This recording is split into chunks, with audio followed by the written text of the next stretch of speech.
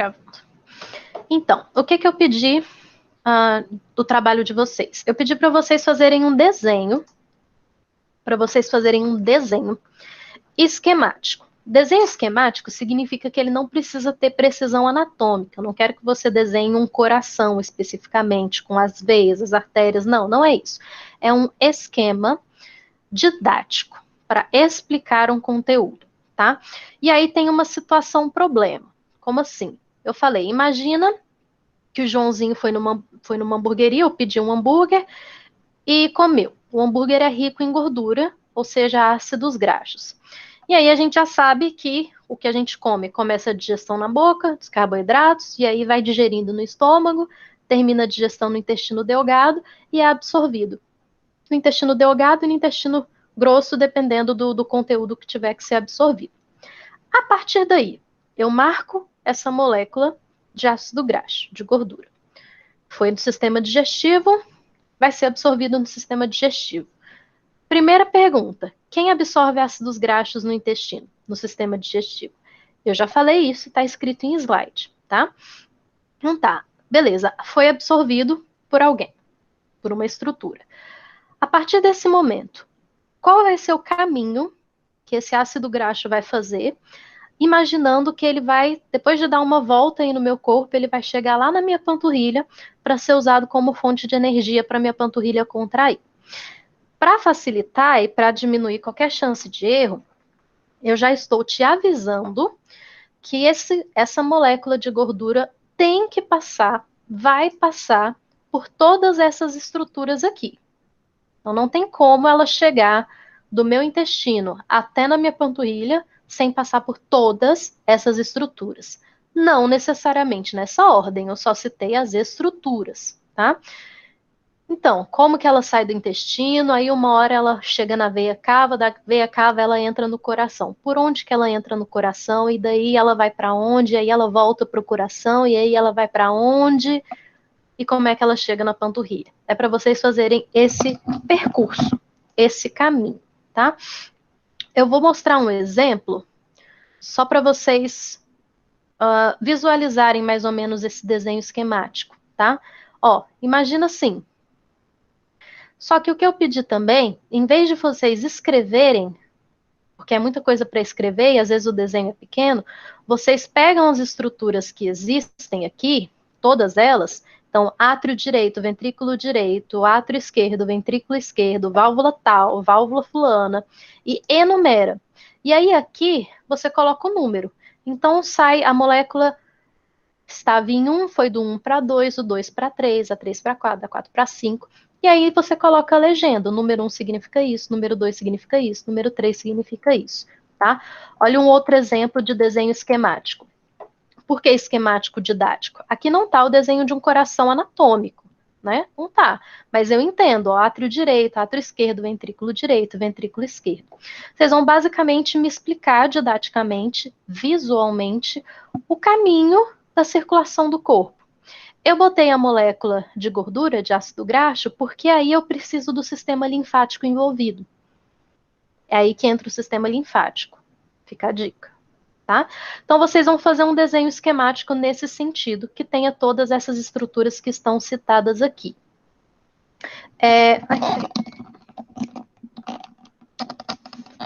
Vocês têm duas opções de fazer esse desenho. Ele pode ser feito à mão, se for da sua vontade. Se você fizer à mão, né, um caderno, uma folha, você tira uma foto com uma luz bem legal para dar para enxergar, por favor. Tira uma foto e posta lá no envio da tarefa. Se você quiser, você pode fazer no PowerPoint ou no Paint, se você achar mais fácil fazer no computador. Então, se eu fizesse no PowerPoint, por exemplo, dá para fazer esse desenho aqui. Pode ser tudo quadradinho, não precisa ser nada anatômico, tá? Mesma coisa, salva. Se você souber, já salva como figura, em vez de salvar como apresentação, posta lá na tarefa da mesma forma, tá bom? Isso é para reforçar aí na memória de vocês a circulação sanguínea. Para onde que vai, onde começa, onde termina, enfim, tá bom? Então esse é o esquema para a tarefa, o trabalho, né? E aí, eu não lembro mais se eu escrevi aqui, então eu vou falar. Vocês já fizeram um teste, né? Esse teste aqui do dia 1º de junho. Esse teste estava escrito aqui, ó, valia 1 ponto, tá? Esse trabalho vai valer 3 pontos, certo? 3 pontos. 3 pontos mais 1 ponto, 4 pontos. Aqui eu já fecho a nota dos trabalhos, né? Faltam os 6 pontos da prova. Então já fica fechada as notas dos trabalhos. E aí, o teste que eu falei que eu vou passar para vocês como revisão de prova, ele vai valer 2 pontos extras. Ele fica valendo como nota extra. Se você tirar 2 pontos, você tem 2 pontos. Se você tirar 1 ponto, você tem mais 1 ponto. E eu não vou descontar da sua média, entendeu? Dá para somar isso depois. E aí a prova bimestral valendo 6, como a gente já tinha combinado. Tudo certo? O bom é que o teste valendo ponto extra você faz se quiser, você não é obrigado, mas pode somar na sua nota, né? Se você estiver precisando para passar. É isso. Professora, Senhora, o desenho falou para enviar, se for feito à mão, enviar a foto. Pode ser digitalizado também? pode, claro, sem problemas. O importante é enviar, tá Ok, bom? obrigada. Nada. Então é isso. Vou fechar aqui para a gente ir para a nossa aula de hoje. Se alguém tiver mais dúvida, pode falar ou escrever aí. Professora, Senhor, pode ser mais de um desenho explicando o caminho do ácido graxo? pode. Ou um É desenho só maior. que, é só que na minha cabeça eu não consigo fazer só um desenho para explicar tudo. Basicamente, eu só consigo pegar e pensar no mais complicado em vez do mais simples. Acontece muito, é raro, mas acontece muito. Não tem problema. O que você pode perceber é que na hora que você sentar para fazer, seja no computador ou na mão, você pode perceber que vai dar mais trabalho fazer mais coisas, e aí você pode começar a enxergar o que que dá para encaixar. Entendeu?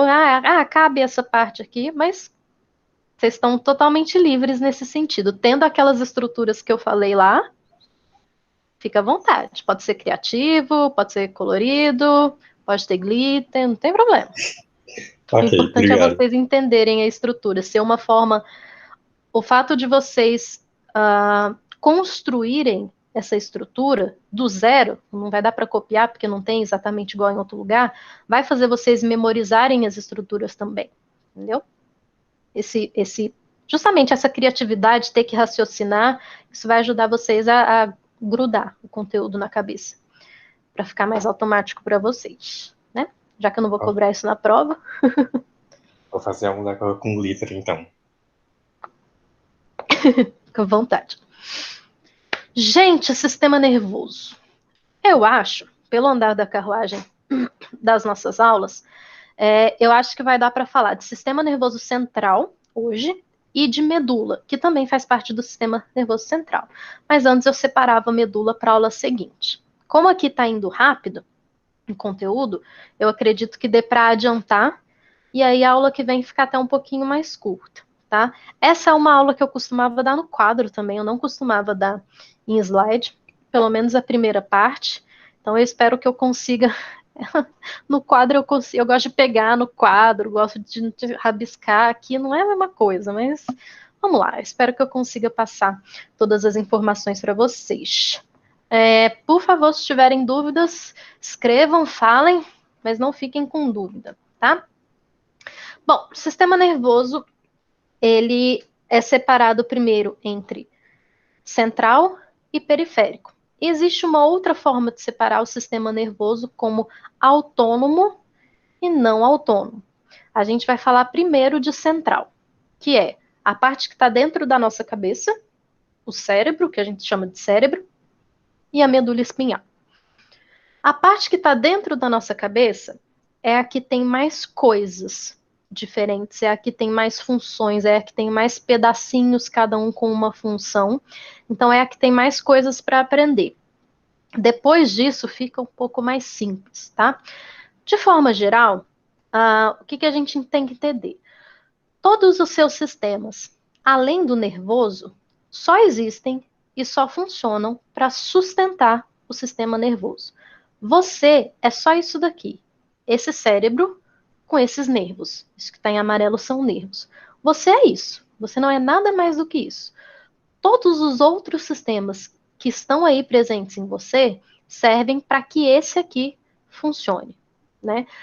Você vive sem comer direito, sem o estômago, né, com sonda, você vive sem uma perna, sem um braço, você vive sem um monte de sistemas funcionando mais ou menos, mas você não vive sem o cérebro. Se o seu cérebro não estiver funcionando, ou você já morreu, ou você não é capaz de interagir com o mundo, né? Tipo aquela pessoa que está em coma, em estado vegetativo. Está viva, mas não tem as funções. Não interage com o mundo como uma pessoa viva, né? E a principal função de todo o nosso cérebro é receber estímulos do ambiente, do mundo que está aqui fora, processar esses estímulos e responder a esses estímulos. É basicamente isso a função do nosso cérebro. Então, percebe o ambiente, processa, responde. Claro que não é tão simples, claro que não é tão fácil, porque ele é muito complexo. É o sistema nervoso mais complexo da natureza, mais do que os outros bichos, os outros mamíferos. Inclusive, eu acabei de ler mais cedo eu li uma pesquisa que pegaram macacos e acrescentaram no zigoto, né, na formação, lá no óvulo com espermatozoide no macaco, acrescentaram um gene humano que os pesquisadores acreditavam que era o gene responsável por nós sermos tão diferentes do macaco, né, por sermos tão mais capazes de resolver problemas, de conviver em comunidade, enfim. E aí eles adicionaram esse gene ao DNA do macaco, e os bichinhos nasceram, começaram a se desenvolver. E eles observaram que o córtex do cérebro desses macaquinhos que receberam o gene humano foi mais desenvolvido do que dos macacos que não receberam. Tipo, vai dar ruim no planeta dos macacos, né? Eles tiveram um cérebro maior, com maior capacidade de processar informação e provavelmente com uma maior possibilidade de desenvolver inteligência. Então, talvez, ao longo da evolução aí, desde que a gente era uma ameba até a gente virar o ser humano, o Homo sapiens sapiens que somos hoje, talvez tenhamos sofrido alguma mutação gênica que fez com que o nosso cérebro, nesse caminho da formação, tenha se desenvolvido mais do que o cérebro de outros mamíferos, tenha nos dado mais capacidade de adaptação e de interação com o mundo. E aí, talvez por isso que sejamos diferentes dos macacos, dos golfinhos, dos cavalos, né? A nossa capacidade de usar ferramenta, de ter imaginação, é basicamente o que nos difere de várias outras raças de animais ou de outros seres aí do planeta, né?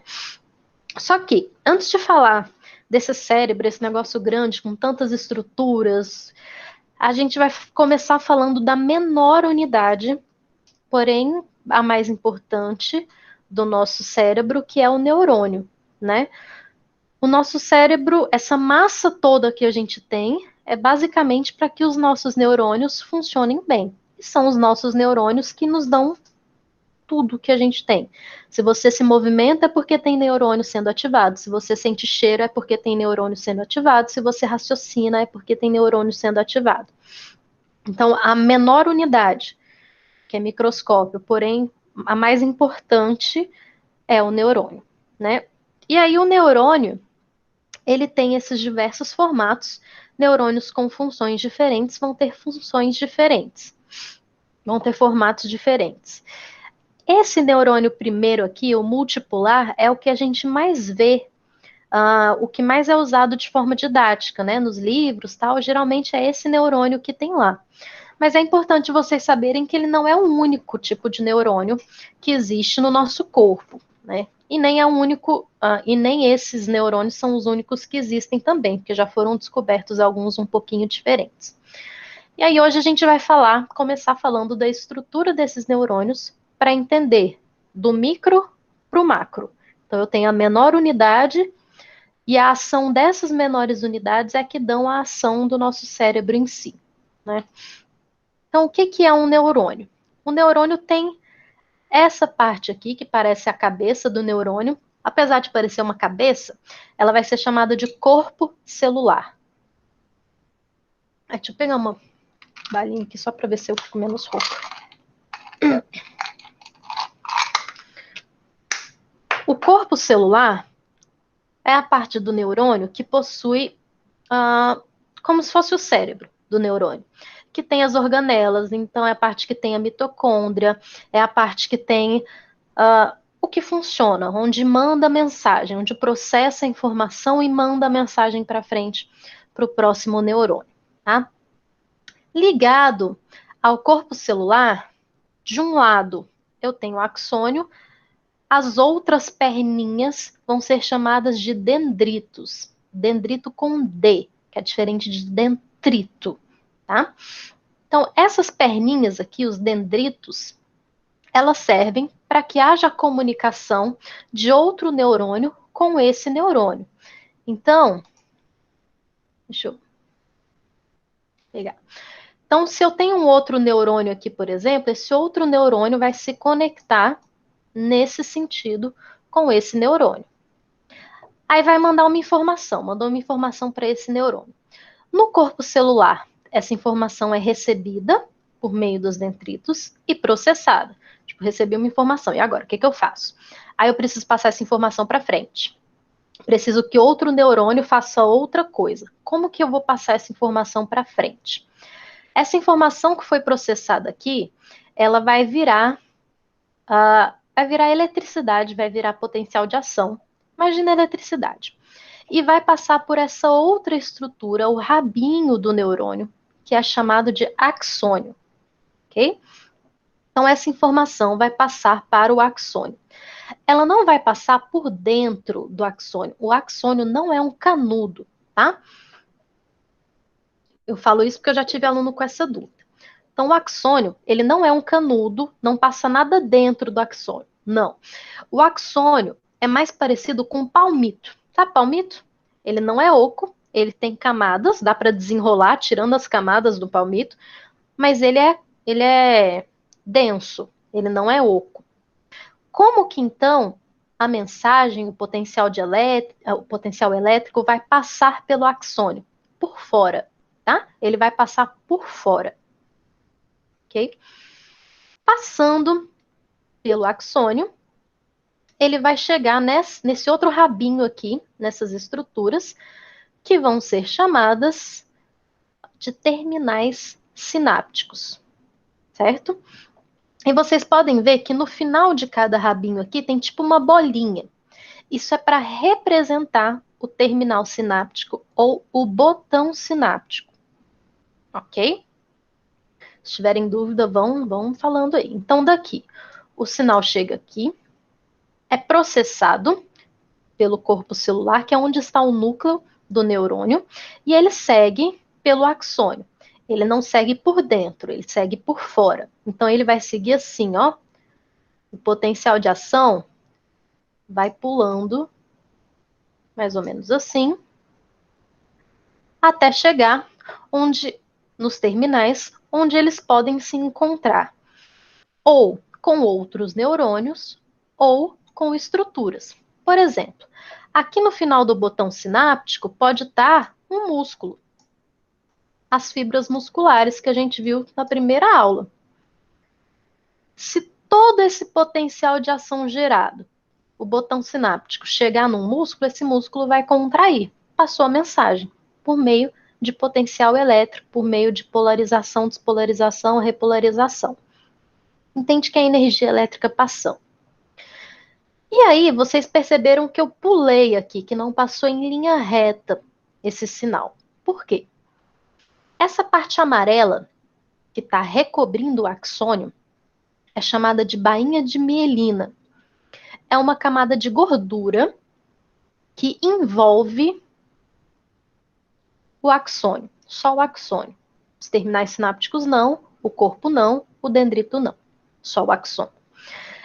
Essa bainha de mielina, sabe aquele bolo de rolo, aquele rocambole doce, que é de goiabada, tem o recheio de goiabada e aí você vai enrolando assim? É igual. Existe uma célula chamada célula de Schwann.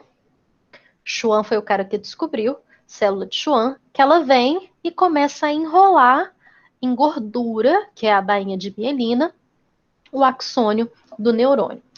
E por que que existe uma célula que serve só para isso? Que serve só para ir lá no axônio de um neurônio novo e enrolar, criar uma bainha de mielina para aquele neurônio ser quem ele é.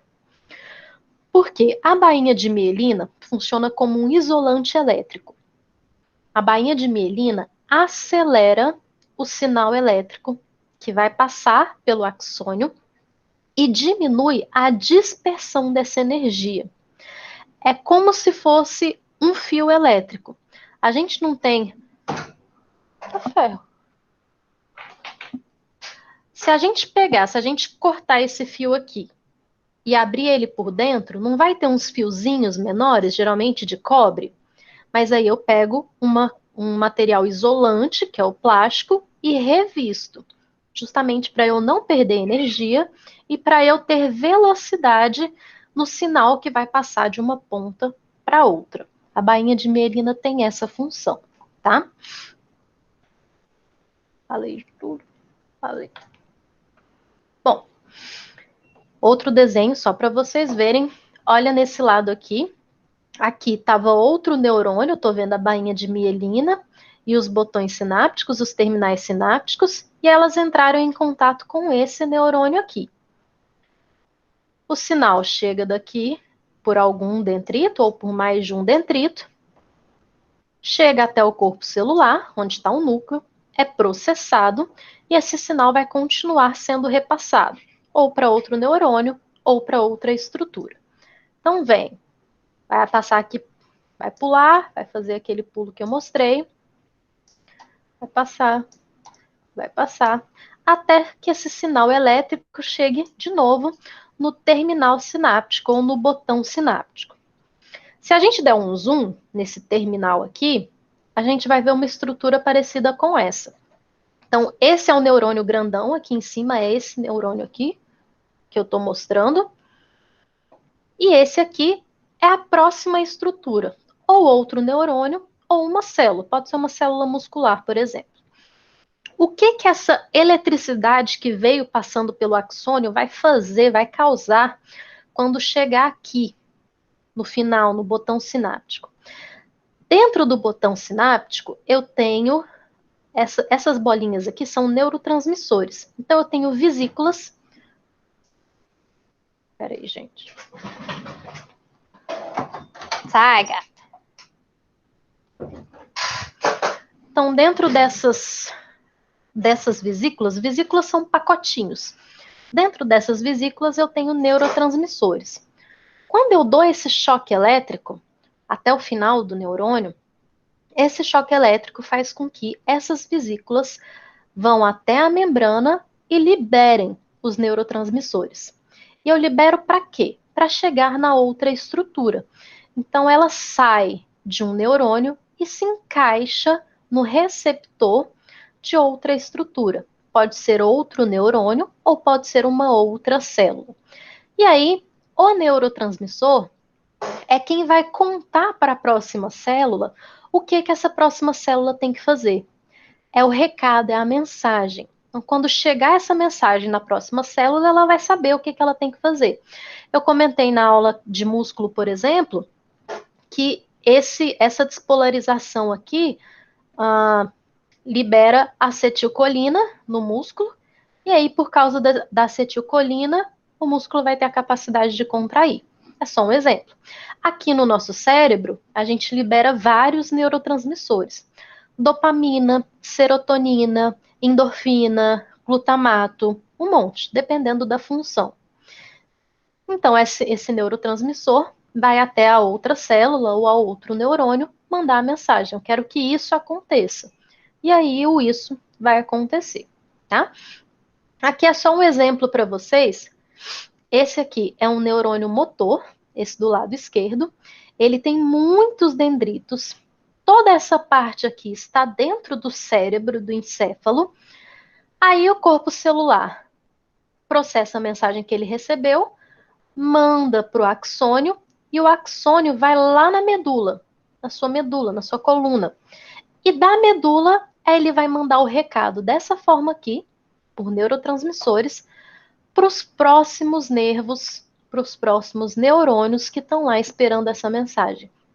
Para você movimentar o braço, para o seu estômago começar a ter movimentos peristálticos, para um monte de coisa ir acontecer no seu corpo, né? Só mais exemplos de tipos de neurônios para vocês verem. Não existem só esses três, mas esses são os principais.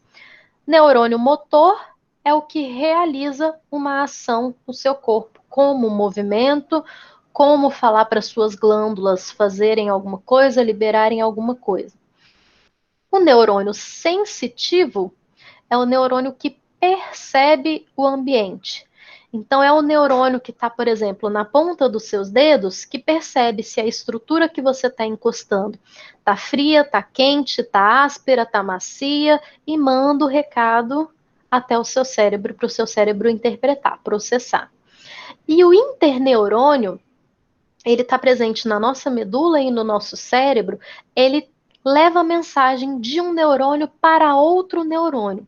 Então, não é nem do encéfalo para a parte motora, nem do ambiente para a parte sensitiva. É entre os neurônios. Dentro do seu cérebro tem vários desses, e na sua medula tem alguns desses também, tá?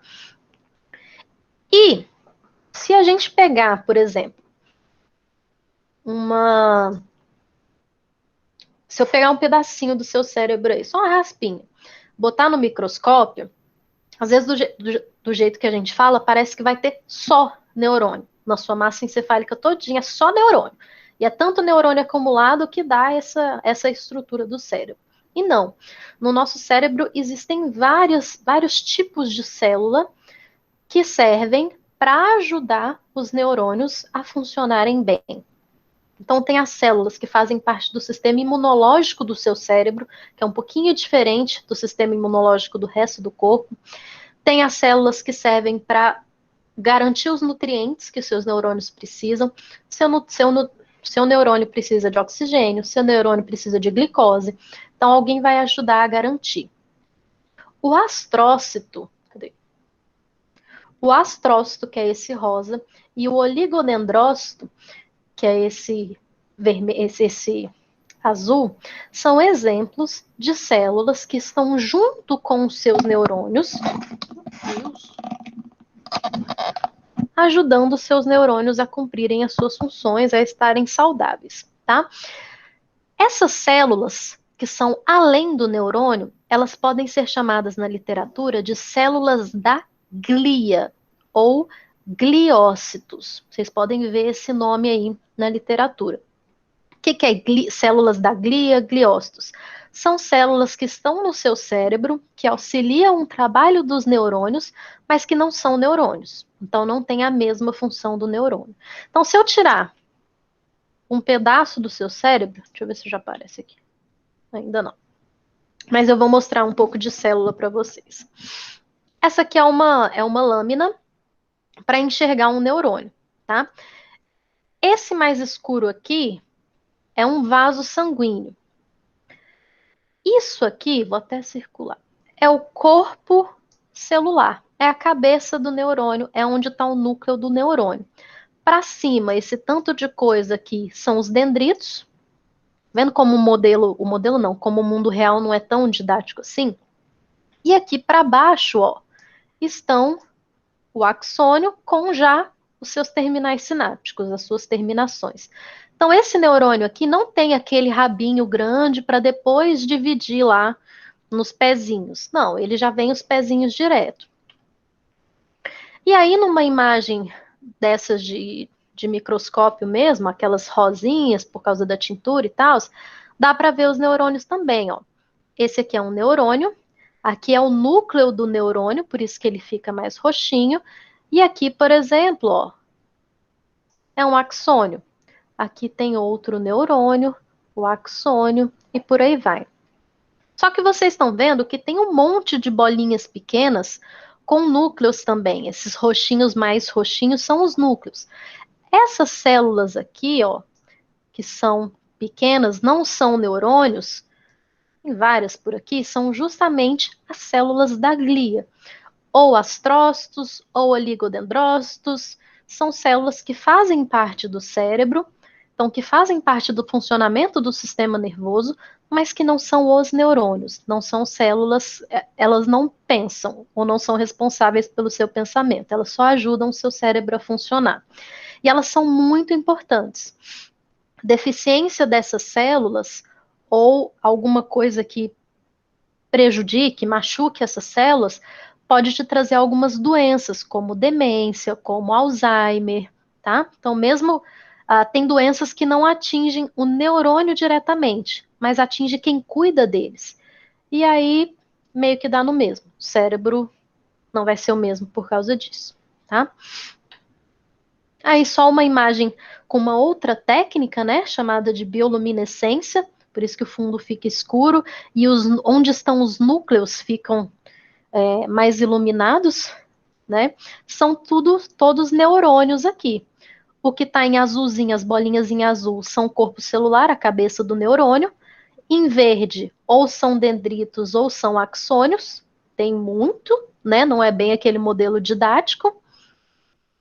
E o que está em laranja, que dá para ver é um GIF, por isso que eu não estou parando. O que está em laranja é astrócito. Aqui em laranja é astrócito. Então, não é neurônio, mas são células necessárias para cuidar do neurônio, tá? Esse GIF, ele não é o neurônio de uma pessoa, não foi tirado o pedaço de uma pessoa, são neurônios já criados em laboratório a partir de células tronco. Então, isso é num Petri dish, né? Aquele trocinho de vidro, aquele pratinho de vidro de laboratório. E eles estão mostrando, essa imagem quis mostrar como os neurônios são capazes de realizar suas conexões. O que seria o que acontece no nosso cérebro, né? Como que um neurônio que está aqui atrás conversa com o que está no meio, que conversa com o que está aqui, que conversa com o que está na medula. Como é que é essa comunicação? É assim, os nossos neurônios têm mobilidade, eles não são estáticos. Eles conseguem pegar os seus bracinhos e as suas perninhas e se ligar com outros neurônios, dependendo da função que eles precisam executar. O que faz na gente, humanos já adultos, o que faz os neurônios formarem mais conexões, irem com os bracinhos em mais neurônios, formando uma rede de comunicação mais eficiente aqui dentro? A demanda. Como assim a demanda?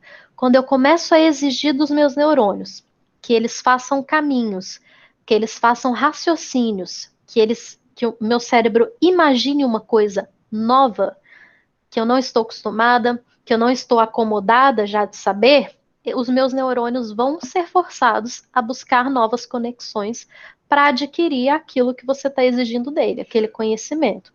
Por exemplo, isso que a gente chama de plasticidade, tá? Ou neuroplasticidade.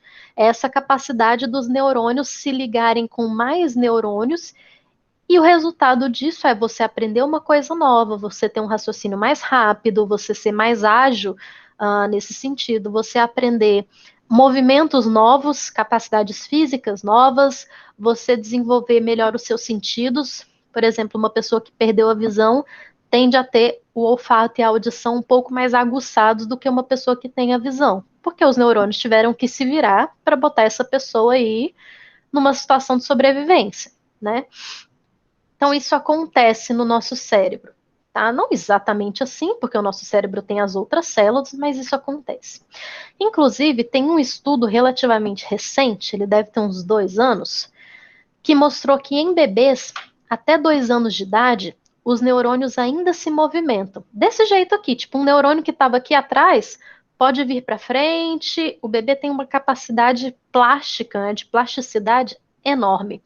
Por isso que se acontece alguma coisa com um bebê, ainda bebê, a capacidade dele superar é muito grande, mais do que acontece quando acontece com uma pessoa velha, por exemplo. Um exemplo prático. É muito mais fácil uma criança tipo assim, 12 anos, um pouco menos, aprender inglês, francês, espanhol, com qualidade, falando sem um sotaque forte, né? Com facilidade, do que uma pessoa de 50 anos aprender uma língua nova. Justamente porque quando mais novo a gente é, mais o nosso corpo ainda é capaz de fazer essas conexões. A partir do momento que a gente se acomoda com as conexões que a gente já tem, né, sem buscar novas conexões, mais os neurônios vão ficando endurecidos, estagnados, e mais difícil vai ser para adquirir uma coisa nova mais para frente. Por isso que existe, por exemplo, uma pessoa que passou muito tempo sem estudar, terminou o ensino médio e passou muito tempo sem estudar e aí foi fazer faculdade. É realmente mais difícil pegar no tranco, sabe? A pessoa sente mais dificuldade, ela para pensar, poxa, no colégio não era assim, não era tão difícil. Enquanto o jovem que já está engatado, terminou o ensino fundamental, o ensino médio, já veio para a faculdade, já está tudo mais fácil. Assim como uma pessoa que tem uma vivência motora muito rica na infância, aquela criança que brincou, que subiu em árvore, que caiu, ralou o joelho, brincava na lama, essas coisas todas, quando ela for um adulto e ela quiser aprender uma nova modalidade esportiva, por exemplo, um novo movimento, uma nova dança, ela vai ter mais facilidade do que aquela criança que não teve vivências motoras, que não fez os neurônios fazerem essas conexões aí enquanto ela ainda era criança.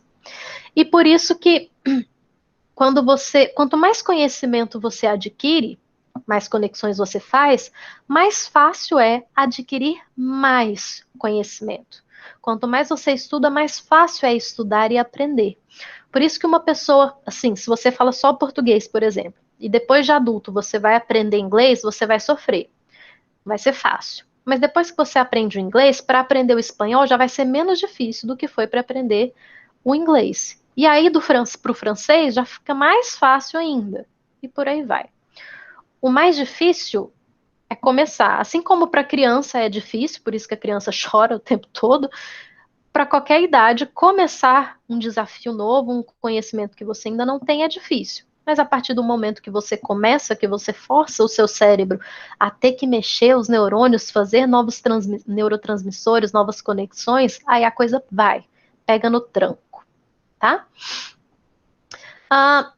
Eu falei e mostrei para vocês a bainha de mielina no neurônio, né?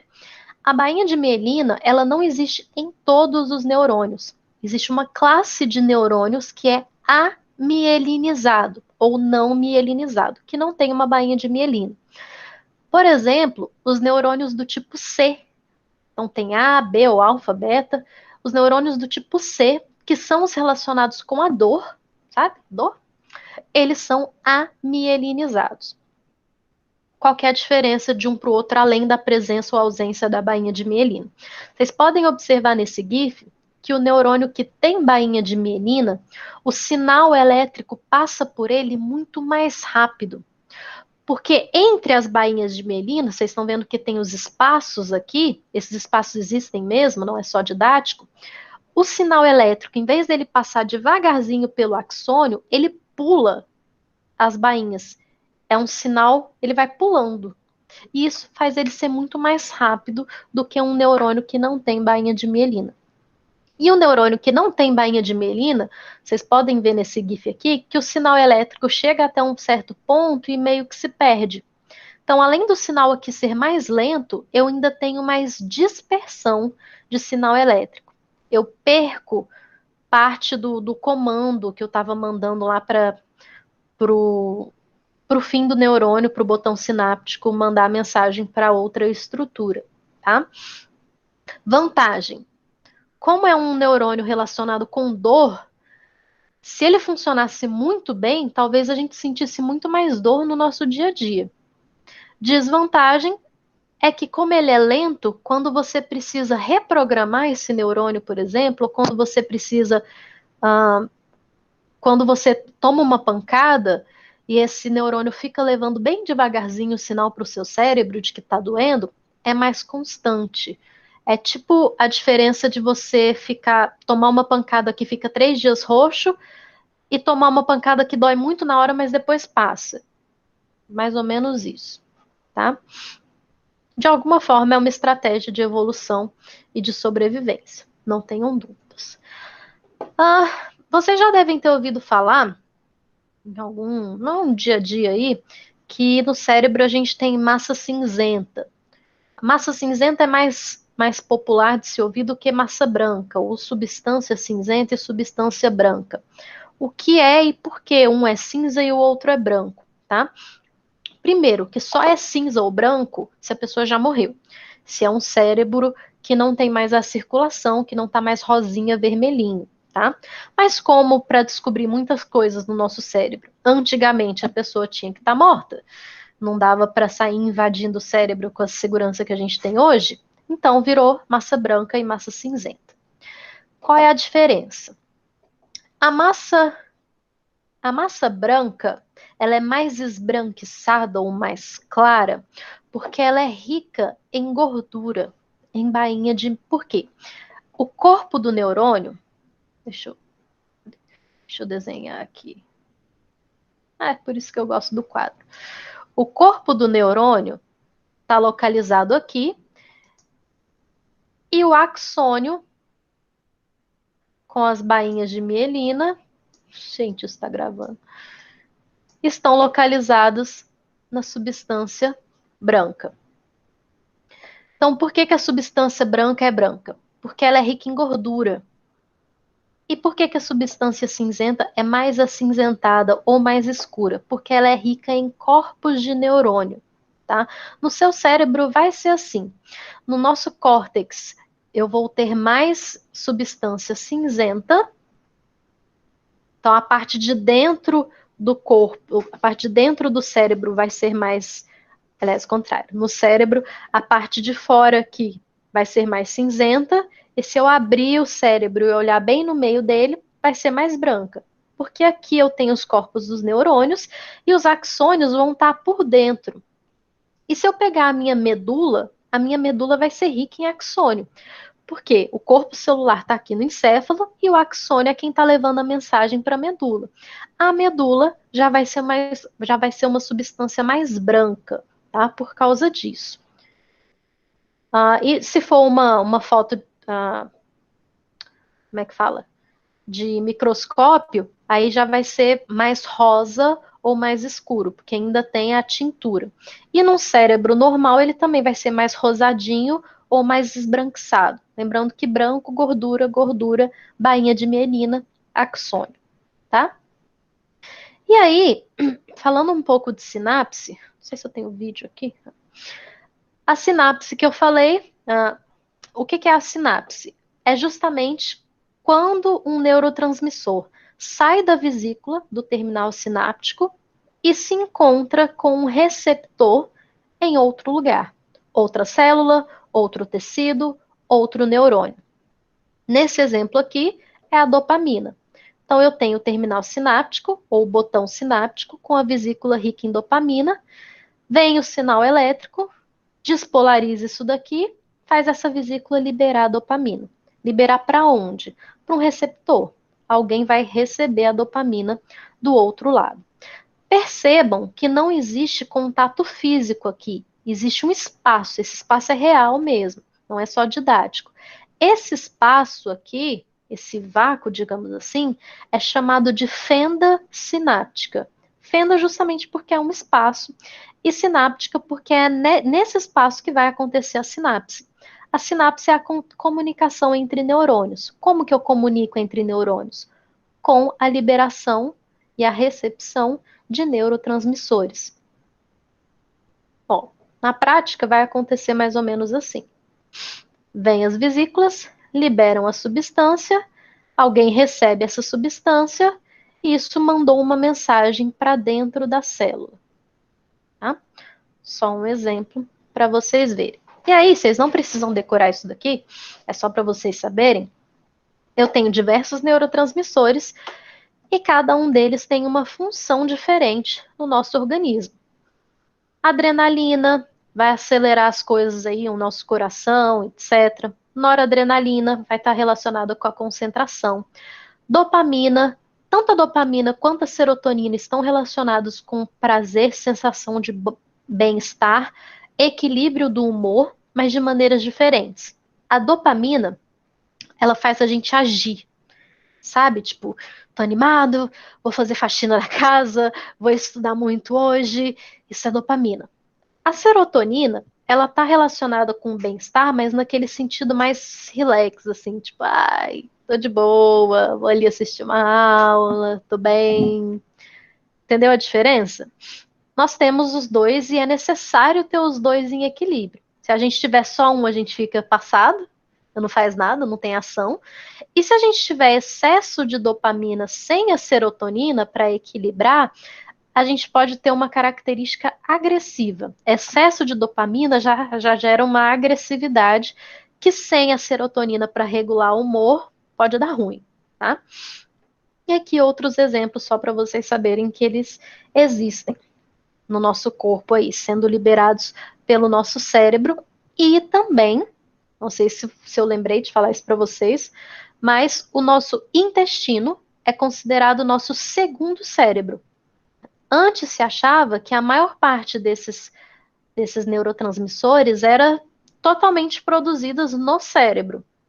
E hoje a gente sabe que não, que boa parte desses neurotransmissores é produzida no intestino.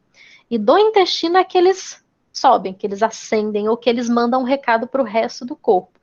Ter o intestino equilibrado está muito ligado a ter ou não um quadro de depressão, por exemplo. Se você tem um intestino muito bem equilibrado, a chance de você ter depressão é menor. Não quer dizer que não exista, mas é menor. Então, qualquer pessoa com um distúrbio de neurotransmissores, muito de um, pouco de outro, uma das coisas que tem que ser olhada e tratada é o intestino, não só o cérebro em si, tá? Ah, e uma coisa sobre... Esqueci o que eu ia falar. Acho que eu ia falar sobre antidepressivo. A gente não tem como ingerir, tomar o neurotransmissor, principalmente dopamina e serotonina. A adrenalina tem a versão sintética, noradrenalina tem a versão sintética que a gente injeta, que é epinefrina, norepinefrina, mas dopamina e serotonina, que são esses relacionados com o humor e com a depressão ou a não depressão, a gente não tem como ingerir a dopamina pronta ou a serotonina pronta, né? A gente ingere comida, essa comida tem precursores dessas substâncias. Por exemplo, o triptofano é o que vira serotonina depois, e a serotonina vira melatonina, por exemplo, depois. O que que os antidepressivos fazem? Eles não te dão o neurotransmissor. O que eles tentam fazer é garantir que o neurotransmissor fique mais tempo por aqui. Ele faz uma recaptação desse neurotransmissor. Tá, nossa, eu cliquei. Tá vendo que aqui o vermelhinho, ele entra e depois ele sai? Imagina que esse vermelhinho é a serotonina. Imagina. Então ela vem, chega no receptor para desencadear um efeito na célula e aí depois ela vai embora. Algumas pessoas estão com tão pouca serotonina que nesse vai embora vai fazer falta.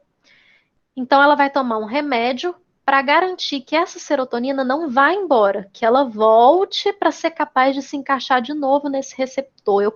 É como se fosse uma reciclagem da serotonina e alguns remédios da dopamina também. Então tem remédios recaptadores de serotonina, recaptadores de dopamina. Para fazer essa função, a pessoa está produzindo pouco, insuficiente, eu preciso garantir que o pouco que ela produz não seja desperdiçado, não seja transformado em outra coisa depois, que fique retido ali, sendo reutilizado pelos neurônios. Mas o neurotransmissor mesmo a gente não come, né, não ingere, não coloca direto. Ele tem que ser produzido pelo nosso corpo a partir da alimentação, a partir do exercício físico, a partir de pensamentos mesmo, o psicológico vai alterar a química do cérebro, assim como a química do cérebro altera o psicológico. É uma via de mão dupla, né? Tá tudo bem até agora? Posso entrar na parte do cérebro em si? No macro? Sair do micro e ir para o macro. Beleza. Então, essa parte do nosso sistema nervoso central, ela é subdividida assim. Por que eu falei essa parte? Se a gente considerar sistema nervoso central, eu também teria que ter a medula espinhal aqui. Aí vamos falar primeiro só do que está na cabeça, depois a gente fala do que vem depois. Então a gente tem, o que é o nosso encéfalo? Encéfalo é tudo, todas as estruturas que estão aqui. É aquela figura, aquela minhoca toda que a gente tem. Dentro do encéfalo, aí a gente começa a subdividir. Dentro do encéfalo eu tenho o cérebro propriamente dito, eu tenho o tronco encefálico e eu tenho o cerebelo. O cérebro ainda é dividido em dois. Telencéfalo, que é essa parte de fora, que a gente vê, e diencéfalo, que está mais lá para dentro. O tronco é dividido em três. Bulbo, ponte, mesencéfalo, nessa sequência. O cerebelo não é subdividido, ele é uma coisinha só. Enxergando isso.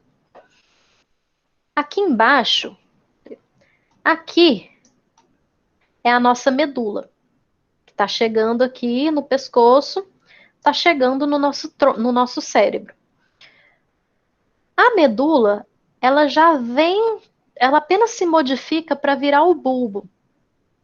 Por isso que um dos nomes do bulbo, que você pode achar na literatura, é medula oblonga. Tipo assim, a continuação da medula. Porque é mesmo uma continuação da sua medula. Então, tenho medula, bulbo, ponte, mesencéfalo. Atrás, na nossa nuca, ou abaixo dela, né, na parte mais baixa do nosso crânio, a gente tem uma estrutura chamada cerebelo.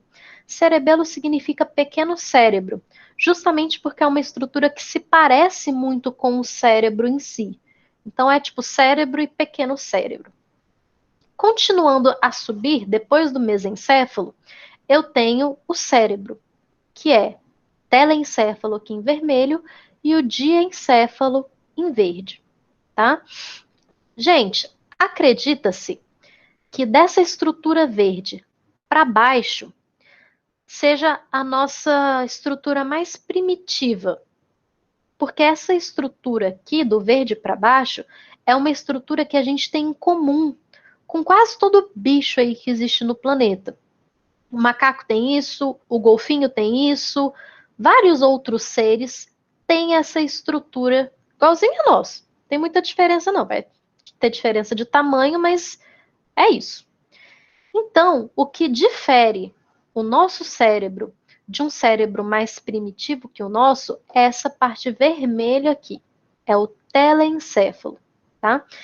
Algumas literaturas também vão chamar essa parte aqui de cérebro reptiliano, tá? Ou cérebro instintivo, justamente porque temos em comum com os répteis, que a teoria da evolução diz que foi tipo assim, o primeiro tipo de cérebro evoluído tá ali nos répteis. Dali é que começou a evoluir para outras formas, criar outras conexões e outros tamanhos, e aí se diferenciar na natureza. Tanto que o nosso telencéfalo é diferente do golfinho, da baleia, do macaco, mas essa primeira parte aqui é muito parecida, tá? Eu não sei se hoje em dia ainda usa esse termo, cérebro reptiliano. Acho que primitivo que usa. Mas é isso. Esse é o seu cérebro. Agora vamos falar um pouco de cada uma das estruturas que possuem aí dentro da sua cabeça, né?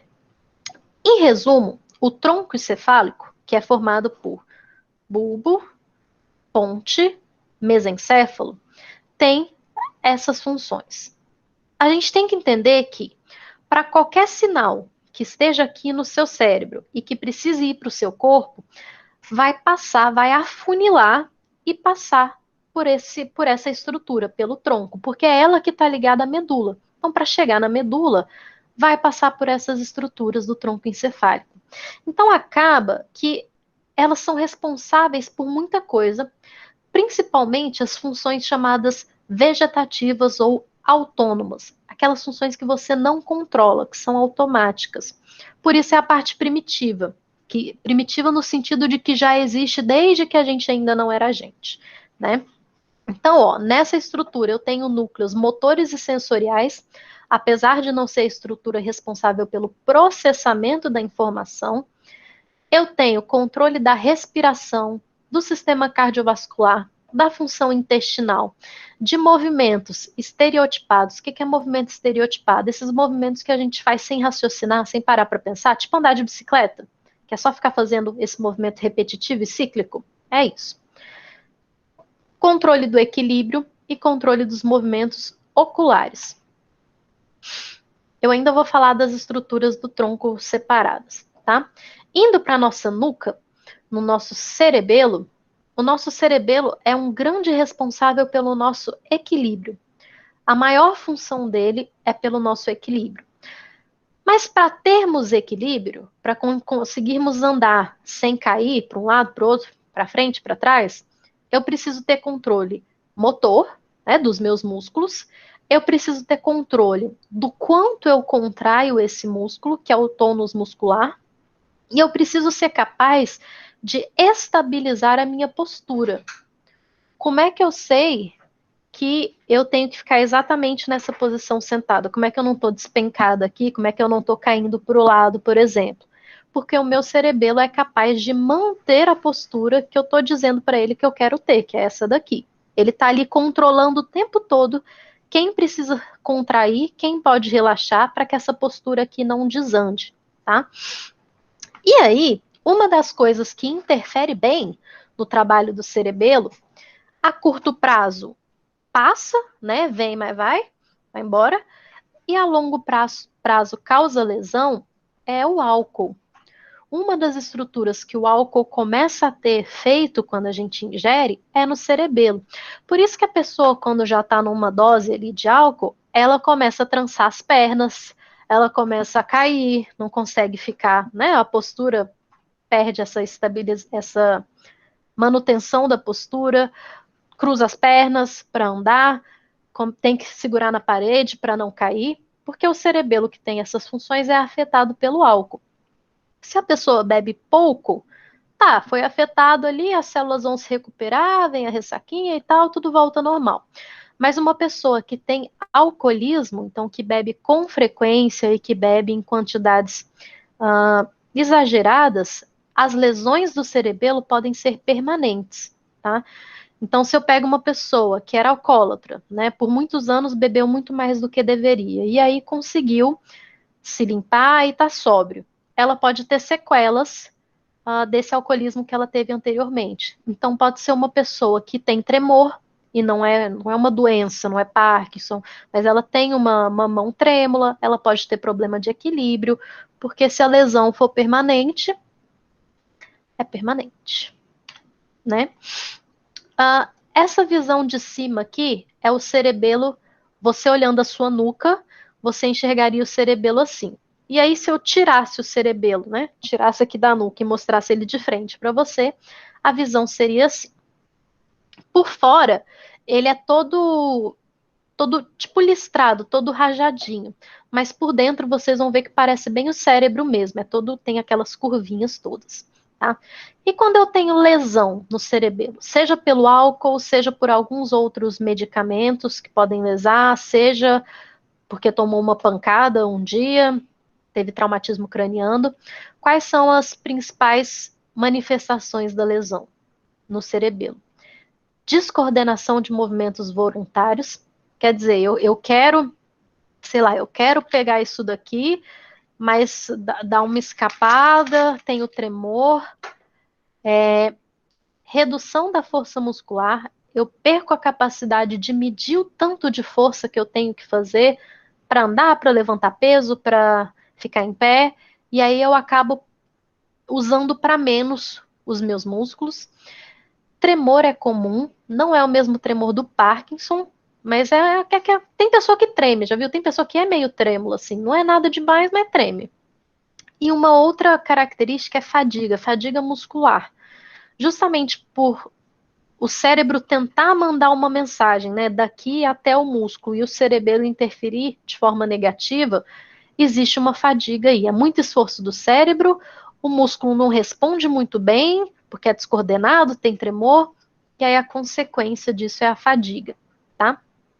Aí só para vocês verem uma imagem do cerebelo cortado, né, para poder, a faca foi colocada aqui para poder abrir e mostrar para vocês. Aqui estaria a medula. Tá vendo como parece um cérebro? Tudo bonitinho. A outra imagem mais de perto, ó, como é bonitinho o cerebelo de vocês. E aí tem uma história, depois se vocês quiserem ver mais detalhes, você pode botar no Google mulher sem cerebelo, tá? É a história de uma mulher, acho que ela é da China, que aos 24 anos de idade, ela começou a passar mal, ter náusea, e foi para o hospital e tal, e aí uma hora fizeram um exame de imagem e descobriram que ela não tinha cerebelo. Então, desse lado aqui, do lado direito, tá uma pessoa normal, o cerebelo tá aqui, e aqui é ela, e tá preto assim porque não tem nada. Esse ser nasceu sem o cerebelo, e ela não sabia disso até os 24 anos. É um exemplo da plasticidade que eu falei para vocês. Se ela tivesse perdido o cerebelo aos 24 anos, dificilmente ela teria sobrevivido por muito tempo. Que ela não ia ter a capacidade de não ficar deitada, ela não ia conseguir levantar, ela não ia conseguir andar. Mas como ela nasceu assim, o resto do cérebro dela se virou para ter as conexões suficientes para que ela sobrevivesse, né? Depois ela relatou com os médicos, já que isso virou estudo de caso, ela relatou que assim ela sempre teve problema de equilíbrio, sempre foi meio estabanada, meio descoordenada, mas quem não é, né? Nada que fosse suficiente para levar ao médico. Ela só comentou que a fala dela é atrasada, ela teve um atraso de desenvolvimento na infância, que ela só começou a falar com 6 anos de idade. Normalmente uma criança começa a falar antes disso, né? Ainda que fale errado, fala. E aí foi, mas enfim, os pais provavelmente foram deixando ver, né? Já que fisicamente ela parecia não ter nada. E aí, com 24 anos, ela descobriu que não tinha cerebelo. Simples assim. Virou estudo de caso depois. Voltando ao tronco encefálico, começando de baixo, eu vou falar do bulbo, tá? O bulbo, ele é extremamente importante, basicamente para controlar a sua frequência respiratória, controlar a sua frequência cardíaca, se manda o seu coração bater mais rápido ou não, e controlar a sua pressão arterial, a partir dos receptores que ele tem lá. São as principais funções que ele tem, que são suas funções vitais: respirar, seu coração bater e seu sangue circular, né? Por isso que ele é muito importante. Além disso, ele está conectado com outras estruturas também autônomas, ou seja, que agem sem você parar para pensar, que é o arco reflexo. Sabe quando bate no joelho e você chuta a perna, ou quando você dá aquela batidinha assim no cotovelo, estica o braço? Isso é o arco reflexo. O bulbo está relacionado com essa reação do corpo. Vômito, já viu que quando vem, vem? Porque ele está relacionado, ele está ligado com alguns nervos que a gente tem aqui na laringe, e aí quando vem, vem. Vomita. Tosse e espirro, por esses nervos da laringe que eu comentei, então quando tem alguma coisa sensibilizando esses nervos, o bulbo recebe a mensagem para reagir, ele que faz você tossir, ele que faz você espirrar, vomitar, e ele que te ajuda a engolir também. Quando o bulbo não funciona bem, a deglutição, que é a comida está na sua boca e você vai engolir, não funciona direito. Você pode, em vez de engolir para o esôfago, cair no seu sistema respiratório, por exemplo, tá? Eu ainda não falei de nervos, mas só para vocês saberem, só na nossa cabeça existem 12 pares de nervos, que são chamados nervos cranianos. Então, além daqueles da sua medula, da sua coluna, que vão sair em pares, existem 12 pares que saem do seu próprio crânio para diversas funções. Alguns vêm para a própria cabeça e outros vão para dentro de você. Do bulbo saem os nervos 9, 10, 11 e 12, os últimos nervos, tá? Aqui só para vocês visualizarem, o seu bulbo tá aqui, então veio a sua medula e o seu bulbo tá aqui. Nessa região um pouquinho mais gordinha aqui. E do seu crânio, da base do seu cérebro, saem 12 pares de nervos cranianos. Do bulbo vão sair 12, 11, 10 e 9. Esses aqui vão sair do seu bulbo, tá? Ó, nervo 11. Acho que isso aqui era um 9. Tudo bem. Nervo 9, glossofaríngeo, então é o que dá sensação, a necessidade de espirrar, de tossir, e o do vômito também. 10º nervo é o nervo vago. Nervo vago é ligado com seu coração e com seus intestinos. Aí o vômito e o fato de fazer o seu coração mandar ele bater mais rápido ou mais devagar. Nervo 11, nervo acessório, ele vem para a face. Nervo hipoglosso, eu não lembro para que ele serve. Eu não sei se eu coloquei aqui. Ponte. Então, ó, medula, bulbo, próxima estrutura, ponte. A ponte é uma ponte. A função dela é conectar o encéfalo, então toda essa parte de cima, à medula. Então ela não tem tantas funções igual o bulbo tem, por exemplo. Ela é mais uma passagem, um caminho. Então ela está relacionada com a atividade de cima dela, que é a encefálica, está relacionada com as vias motoras, porque os neurônios vão passar por aqui para chegar até a medula, então ela pode dar uns palpites aí nas vias motoras, e da mesma forma que do bulbo saíam alguns nervos cranianos, da ponte também saem. Os que saem da ponte são 5, 6, 7 e 8. Só para a gente ver, ó. 5, o trigêmeo é o 5. Para quem não sabe, o nervo trigêmeo, ele faz isso daqui no nosso rosto, tá? Um vem aqui para baixo, o outro vem para perto do nariz e o outro vem mais para a testa. Cadê? 5, 6, abducente, 7, também é nervo facial, 8, nervo vestíbulo coclear. É um nervo que está relacionado aqui com a nossa dentição, que vem para os nossos dentes, tá? Então, são esses os nervos da ponte. Vocês não precisam decorar a função de cada nervo craniano e de onde que ele sai, tá? Não vou cobrar isso de vocês, mas vocês têm que saber que eles existem e tem as funções deles aí. Mesencéfalo. Então, subindo. De novo, medula, bulbo, ponte e o verdinho, mesencéfalo. Quanto mais a gente sobe, mais a estrutura se torna menos primitiva, se torna mais complexa e se associa mais com atividades que não são autônomas. Então, por exemplo, o bulbo, ele tem praticamente atividade autônoma, você não manda no seu bulbo. O mesencéfalo já tem uma comunicação com o seu cérebro, então já recebe ordens conscientes e vai falando com quem está abaixo, né? Então, por exemplo, o mesencéfalo trabalha na coordenação de informações referentes à contração muscular e postura corporal. Ele se comunica tanto com o córtex quanto com o cerebelo, quanto com quem está abaixo dele. Então, ele trabalha nessa parte postural e de movimento também, a parte motora. E ele também está relacionado com visão, audição, movimentos dos olhos, aí por causa dos nervos cranianos, e movimento do corpo também. Tá?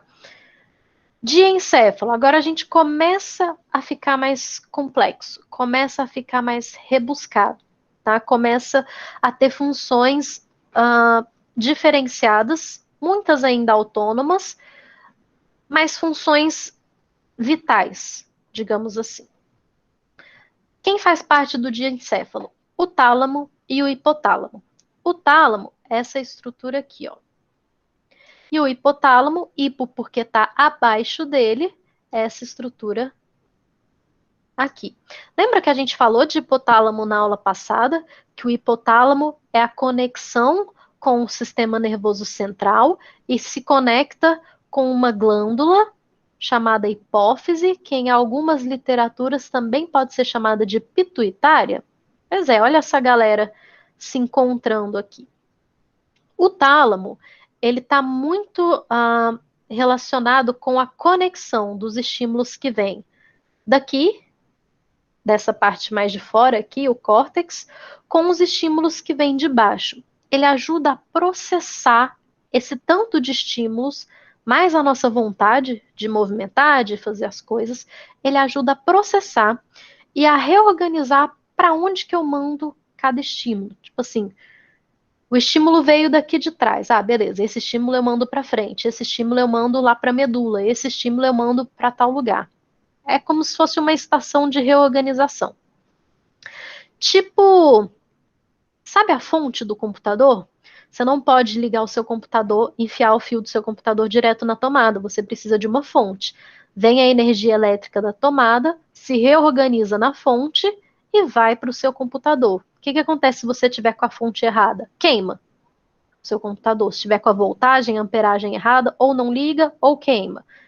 Então a fonte, ela serve para reorganizar a energia elétrica que vai ter contato com a parte pensante. Então é uma estação de reorganização de estímulos, tá? Pega estímulo de todo lado e decide o que faz. Abaixo do tálamo tem o hipotálamo. A gente viu na aula passada o hipotálamo como uma glândula. Então a gente viu os hormônios que ele libera e as funções desses hormônios. Mas essa não é a única função dele, né? Ele também coordena funções vegetativas. Por exemplo, a sua temperatura. Quando você tem febre e a sua temperatura aumenta, quem está fazendo a sua temperatura aumentar é o hipotálamo. Ele tem esse controle da nossa temperatura corporal. Por isso que ele ainda faz parte da parte primitiva. Para você sentir fome, para você sentir sede, tem um recado sendo passado ali para ele. E também ele tem a função de glândula de liberação de hormônio, tá? O que pode acontecer se eu causo lesões no hipotálamo? Além da parte hormonal, eu também posso perder o controle dessas funções vegetativas. Por exemplo, eu tenho um conhecido que teve meningite quando era jovem. Foi bem grave, assim, quase morreu de meningite mesmo. Meningite é no cérebro, né? Nas meninges, mas atinge o cérebro. E depois que isso aconteceu com ele se recuperou, aparentemente sem sequelas. Mas depois descobriram que provavelmente o hipotálamo dele foi lesado porque ele não tem controle de temperatura do corpo. Por exemplo, quando ele tem uma infecção, ele não tem febre. A temperatura dele não aumenta. O que é ruim porque ele não tem aviso de que ele está doente. A febre é um aviso para você cuidar dessa infecção, dessa inflamação. Se ninguém te avisa, essa infecção continua ali te infectando, aumentando a chance de te matar. Então ele não tem esse sinal de alerta do corpo dele. E ele também tem a temperatura corporal dele é mais alta do que a gente, do que o normal, e ele não sente mais calor por isso. Você encostar na pele dele é uma pele mais quente que o normal, mesmo quando não está quente. Só que ele não sente calor. E às vezes nem sente frio também. Não tem aquela sensação de que tá frio, só começa a passar mal, começa a tremer assim. Porque bugou aí o hipotálamo dele. Teve uma lesão. Gente, se tiver alguma dúvida, vai falando. Tô falando muito. Tá suave, tia. Gânglios da base. Essas estruturas ficam mais no meio ali do cérebro. Recebem estímulo do córtex e se unem aqui no meio para conversar depois com o mesencéfalo, ponte, bulbo, medula, tá? Os gânglios, eles não funcionam, essas estruturas não funcionam de forma independente. Um conversa com o outro. Recebem mensagem do córtex, conversam entre si e tomam aí as decisões que tem que tomar. Vocês não precisam saber perfeitamente a função de cada uma dessas estruturas, até porque é bem complexo estudar isso. O que vocês precisam saber é que, quando essas estruturas não estão bem, tem algum problema, existe uma doença associada, tá? Por exemplo, ó, quando eu tenho um problema no corpo estriado, vamos ver onde que é o corpo estriado. O corpo estriado vai estar junto com o globo pálido. Essa estrutura vai estar junto aqui. Quando eu tenho um problema no corpo estriado, eu tenho uma doença chamada doença de Huntington. Se eu não me engano, é uma doença que mata, é uma doença genética, tá? É uma doença que a pessoa perde a coordenação motora, aí com o tempo ela entra em demência também. No final ela morre. Substância negra, tá aqui, substância também pode ser chamada de substância negra, são alguns neurônios do nosso cérebro que produzem dopamina, que tem a capacidade de produzir dopamina. E quando eles não funcionam, e portanto eu não tenho dopamina, eu tenho uma doença chamada doença de Parkinson. Já devem ter ouvido falar, é aquela doença do tremor. E a falta de dopamina também está associada à depressão, a déficit motor e a déficit cognitivo, tá? Então, quando eu tenho uma morte de neurônios da substância negra, eu vou ter o desenvolvimento da doença de Parkinson. Se eu tenho um problema no globo pálido, cadê o globo pálido? O globo pálido está aqui, está junto com o corpo estriado. Eu tenho síndrome de Tourette, ou de Tourette. É aquela síndrome que a pessoa tem muitos tics. Então, assim, tem movimentos involuntários que ela não consegue controlar, de cabeça, de boca, de olho, de braço, perna. E é uma síndrome que a pessoa, ela perde o filtro do que ela deve falar e ela solta uns palavrões, assim. Não é muito da época de vocês, uns filmes bem bobagentos que tem aí, tipo American Pie. Mas não é American Pie, não, é um outro. Que uma menina tem essa síndrome, que do nada ela fala uns palavrões, assim. Ela grita uns palavrões. Tá conversando, não é voluntário, não tem como controlar essa síndrome que causa isso por uma disfunção do globo pálido e do neurotransmissor GABA, tá? No núcleo subtalâmico, que é esse, cadê?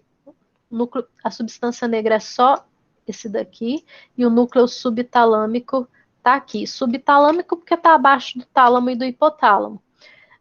Quando você tem a disfunção desse núcleo, você tem a disfunção do neurotransmissor de glutamato. Você tem uma característica chamada hemibalismo ou balismo. Essa doença é causada por movimentos involuntários ou de metade do seu corpo, se for hemibalismo, ou de todo o seu corpo, se for balismo. Deixa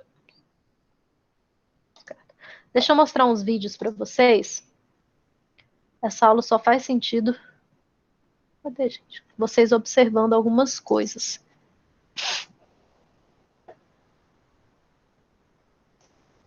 Doença de Huntington. Foi a primeira que eu comentei.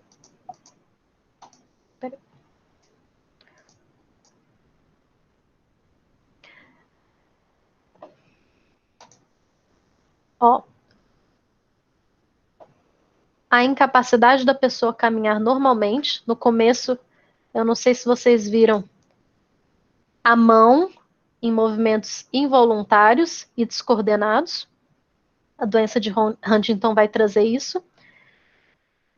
Vai atrapalhar as funções vitais.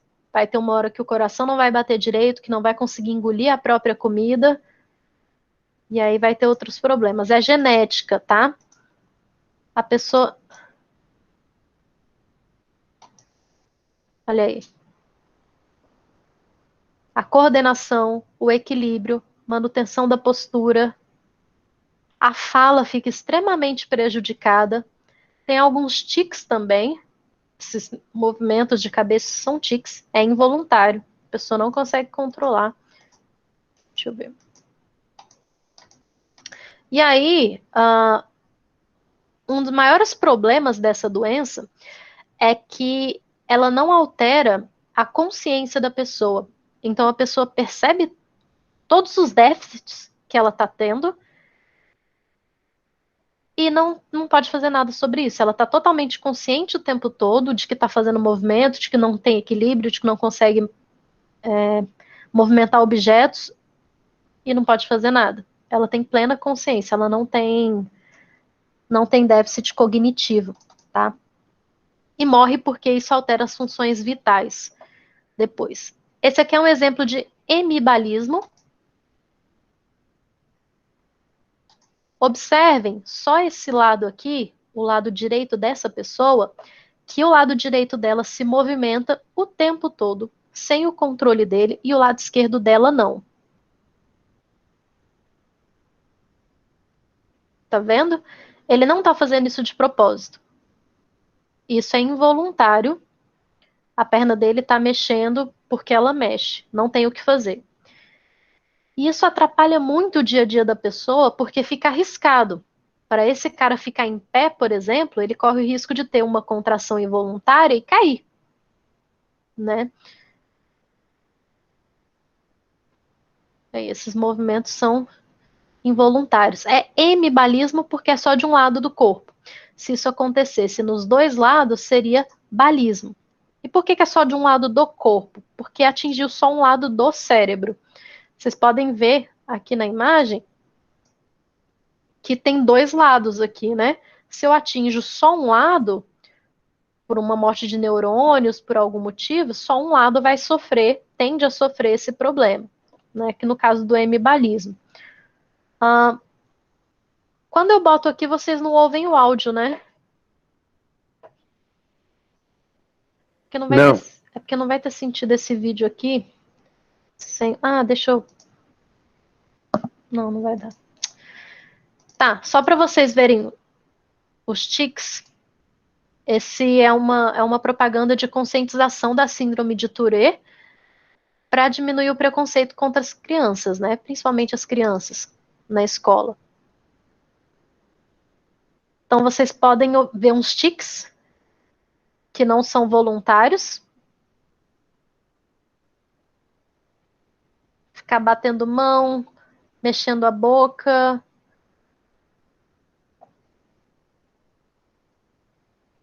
E aí, vocês não ouviram, mas o menino tá falando, ele fala, medalha! Não vem o tempo todo, café! Tipo, eles falam umas palavras assim. E às vezes essas palavras, elas podem ser palavrões. Às vezes bem feios até. Por isso que a pessoa fica extremamente constrangida. Porque não é porque ela quer, ela não tem controle sobre isso. Mas, né, você ouve uma pessoa falando um palavrão do nada, quem tá em volta acaba estranhando, tá? E a doença de Parkinson, que ela tem como maior característica o tremor, mas ela não é só o tremor, ela é bem mais complexa do que isso, tá? Esse senhor aqui tem Parkinson, ele acabou de ficar em pé, chega numa fase da doença de Parkinson que ficar em pé já é um desafio considerável. Ele treme muito, vocês podem ver. E eles têm uma característica chamada bradicinesia, que é uma dificuldade de iniciar o movimento. Então ele estava travado ali. Ele estava falando para o cérebro dele dar um passo e ele não estava conseguindo. E aí a pessoa que está aqui coloca um obstáculo, que é o pé dela. Quando ela coloca um obstáculo, é como se mudasse a mensagem do cérebro e aí ele conseguisse iniciar um movimento. Esses pequenos passos que ele deu, teve uma hora que ele, né, deu esses pequenos passos, também é uma característica da doença de Parkinson, essa incapacidade de caminhar normalmente, né? A caminhada não é um movimento estereotipado, porque a caminhada não é automático, você parece que não, mas você para pensar para caminhar. Se você muda de terreno, né, tá subindo, tá descendo, enfim. Em compensação, a bicicleta é um movimento estereotipado, é um movimento cíclico. É só isso daqui. Mais nada. Só isso daqui. E quem tem a doença de Parkinson não tem problema com o movimento cíclico, estereotipado. É a mesma pessoa, é o mesmo cara que antes não conseguia andar. Agora olhem ele em cima de uma bicicleta.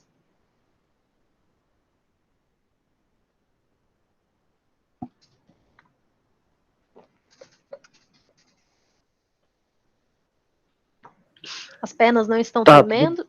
Oi? Tá, mas e a tremedeira nas mãos? Passa. De rocha? Pode ver, ele não tá tremendo. Eu vou falar um pouquinho mais sobre isso. Olha, dá voltinha, tira onda e tal. Tem nada aí.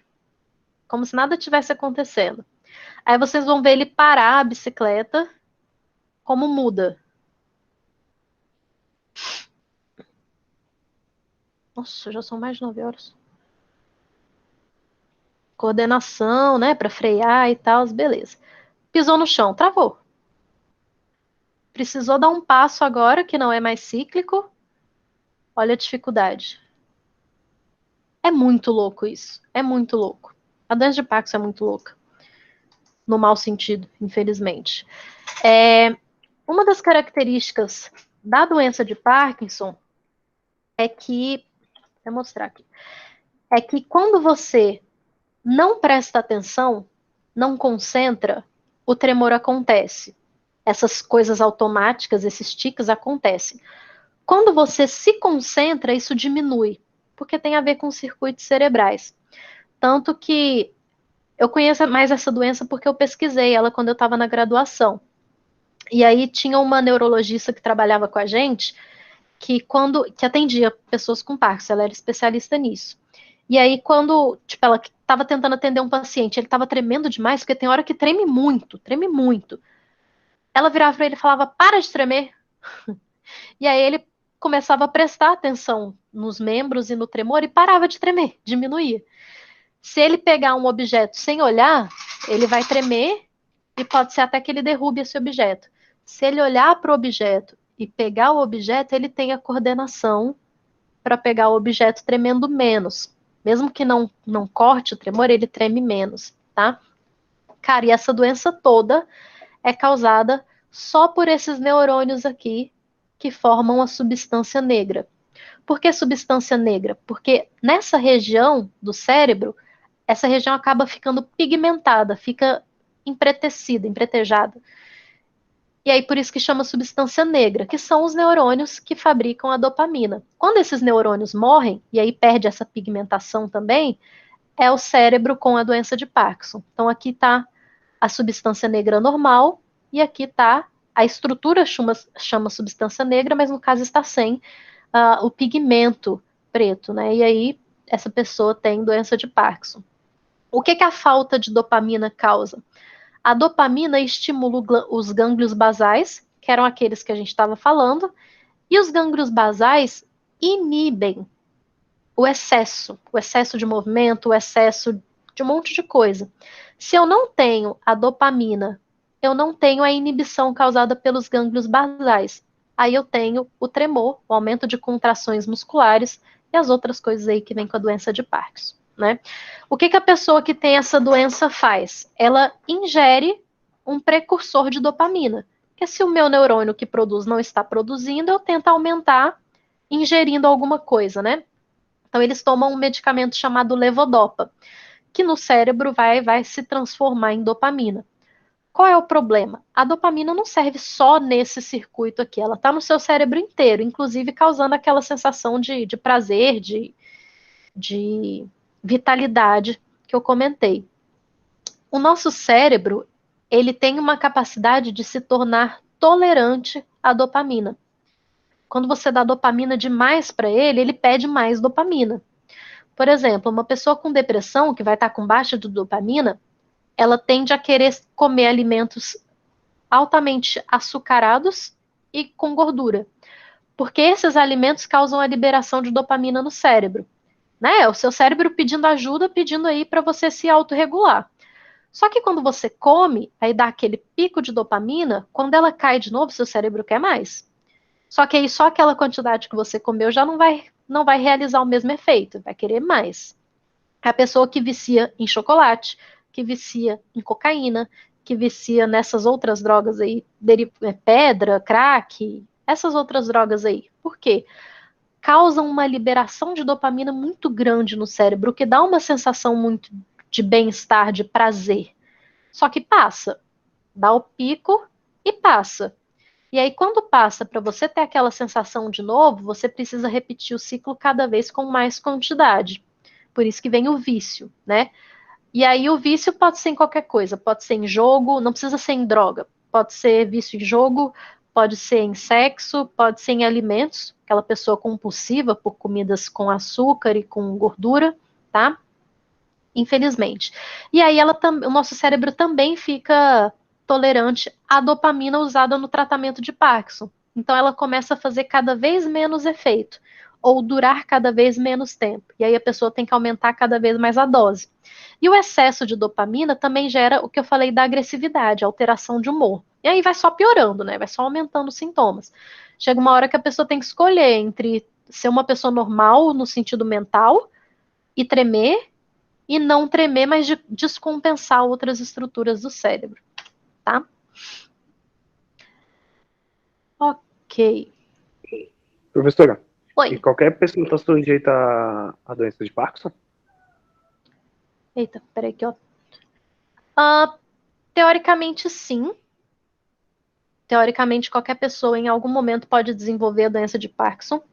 Existem fatores genéticos que predispõem você a ter ou não a doença. Então, se você tem, já se sabe de alguns genes que têm uma predisposição a te fazer desenvolver a doença de Parkinson. E acidentes no cérebro que atinjam o cérebro podem causar a doença de Parkinson.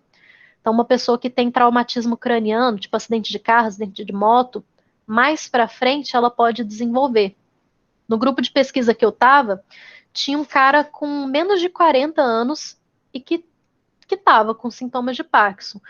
E aí a gente faz toda uma investigação na pesquisa, né? É muito raro uma pessoa com 30 e poucos anos ter Parkinson. Geralmente é uma condição de idoso. E aí a gente perguntou assim, mas o que que é? Você tem uma super predisposição genética? O que que é? Ele falou, não, eu sofri um acidente de moto, bati a cabeça, e aí anos depois, tipo 10 anos depois, começou a ter os sintomas de Parkinson. Então pode ter essa questão física, no sentido de pancada, e pode ter uma questão química também. Você ingerir determinados alimentos, poluição, radiação, podem alterar lá aquelas áreas e gerar a doença de Parkinson também. Alguns remédios podem ter como efeito colateral síndromes parkinsonianas, que é tipo quase Parkinson, mas não chega a ser o Parkinson, ou a doença de Parkinson em si. Tá? Tinha um cara extremamente inteligente, estudado, tinha doutorado em economia e tal. Ele comentou que fez um teste genético e o teste apontou que ele tinha uma predisposição para ter Alzheimer, que tem um percentual genético também. E aí o médico falou para ele, olha, tem esse remédio aqui, que ainda está em teste, mas que ele tem se mostrado eficiente para evitar a doença de Alzheimer em quem tem a predisposição, né? Para, tipo assim, segurar, para você não ter ou ter muito velho já, e assim, não afetar muito a sua vida. O que o médico. E aí ele topou usar esse remédio. O que o médico não falou para ele é que um efeito colateral desse remédio era lesão nos núcleos da base. E que ele poderia desenvolver Parkinson em vez de Alzheimer. E ele desenvolveu. Ele tinha Parkinson por causa do remédio que ele usou para não ter Alzheimer. Aí ele falava: o que era pior, né? Eu ter ficado burro, esquecido, desaprendido tudo que eu já aprendi, ou ter uma cabeça perfeita e um físico que não faz o que eu quero, que não me responde, que treme, que. Enfim. Tem muitos casos bizarros aí. Continuando, vamos falar de telencéfalo, que é a parte mais desenvolvida no ser humano. Até então era tudo muito parecido com outros bichos, outros mamíferos que existem por aí. Agora começou a separar o humano de outros mamíferos, né? Então, o telencéfalo é justamente essa parte que a gente vê por fora do cérebro, também pode ser chamada de córtex. São 2 hemisférios que a gente tem.